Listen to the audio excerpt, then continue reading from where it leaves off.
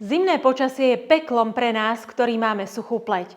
Studený vietor, mráz a suchý vzduch spôsobujú začervenanie, podráždenie a pleť je napnutá, suchá a drapľavá. Ak to poznáte a chcete vyriešiť, ste na správnom mieste. V dnešnom videu vám ukážem presnú kozmetickú rutinu, ktorá pomôže vašej suchej pleti zvládnuť aj tie najchladnejšie dni. Zdravím, volám sa Elena Krátka a som zakladateľkou prírodnej kozmetickej značky Modrá púpava. Dnes vám prezradím tipy, ako si vybudovať kozmetickú rutinu pre suchú pleť v zimnom počasí. V prvom rade je potrebné, aby ste pochopili príčinu problému, prečo suchá pleť v zime trpí. Nie je to len o tom, že máte suchú pleť. Problém je v neustálom prechode medzi dvoma extrémnymi prostrediami. Studeným a suchým vzduchom vonku a vykurovaným a rovnako suchým vzduchom vo vnútri. Pokožka tak stráca hydratáciu oveľa rýchlejšie a jej ochranná bariéra sa oslabuje. Preto potrebuje dodať nielen hydratáciu, ale aj správnu ochranu a to všetko začína pri čistení. Takže, môj tip číslo 1. Nepreháňajte to s čistením pleti. V zime platí zásada, čistenie musí byť jemné. Večer je čas na dôkladnejšie vyčistenie. Ideálne je použiť pritom jemný olejový alebo krémový čistič, ktorý odstráni nečistoty bez vysušovania. Skvelou voľbou je dvojfázové čistenie. Mám o tomto postupe natočené video a pridám vám ho do popisu nižšie. Ráno stačí opláchnuť tvár vlažnou vodou, aby sme si umyli zalepené oči. Pleť ráno nie je potrebné znovu čistiť. Neviem, kto tento nezmysel vymyslel. Časté čistenie môže narušiť ochrannú bariéru, špeciálne pri suchej pleti a spôsobiť ešte väčšiu dehydratáciu a podráždenie. Ráno opláchnite tvár vlažnou vodou, žiadne ďalšie čistenie už nepotrebujete. Mojím tipom číslo 3 je, naučte sa, ako správne vrstviť kozmetické produkty. Po vyčistení pleti je dôležité dodať jej hydratáciu, takže hľadáme niečo, čo je úplne vodnaté, a to pleťové tonikum alebo pleťovú vodu. Ale pozor, pleťová voda ani pleťové tonikum v tomto prípade nesmú byť exfoliačné, ale hydratačné. Čiže hľadáme niečo vodnaté, čo je zároveň hydratačné. Napríklad naše pleťové tonikum Revital je hydratačné a bonusom naviac je, že pleť aj rozjasňuje. Teraz vám ho ukážem. Pozrite sa. Je to úplne ľahulinká hmla, ktorá, keď si ho streknete na pleť, tak vám krásne doplní hydratáciu a pripraví pleť na ďalšie kroky. Obsahuje kyselinu hyalurónovú, glycerín, aloe vera, ktoré pokožku upokojuje a hlavne hydratuje. Revital aplikujte na pleť postriekaním, čiže dôkladne nastriekate na tvár, môžete krk aj dekolt a krúživými pohybmi, brúškami prstov rozotrite po pokožke. Prvá vrstva, ktorú nanesieme na svoju pleť po vyčistení, je hydratačné tonikum Revital. Nasleduje druhá vrstva, použitie ľahkého hydratačného séra. Tu prichádza na rád moje obľúbené sérum Inspiral Energy. Obsahuje 5 typov kyseliny hyalurónovej, glycerín, slimačí slíz a vitamín C.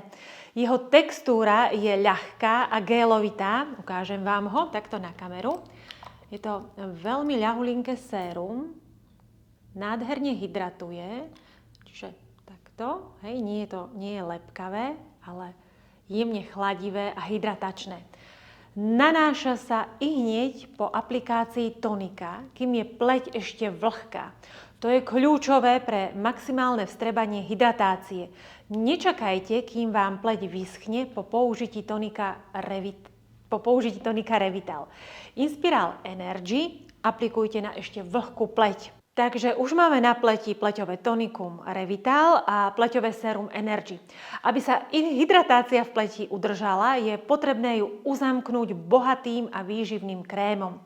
Na tento účel je pre suchú pleť ideálny Inspiral Anti-Age krém. Mám ho tu a ukážem vám ho. Je úplne nový, čiže takto. Vidíte, nie je parfumovaný, takže nedráždi ani citlivú pleť a obsahuje všetky výživné oleje, antioxidanty, hydratačné zložky, ktoré posilňujú ochranu bariéru pleti.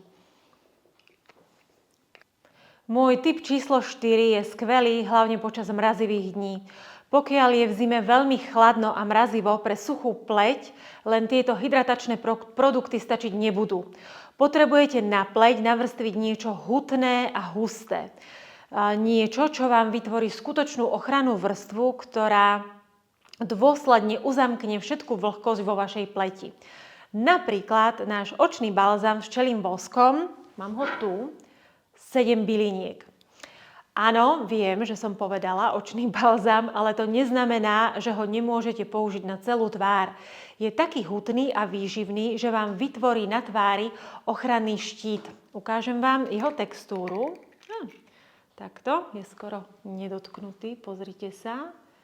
Hej, je to takýto krásne hutný produkt.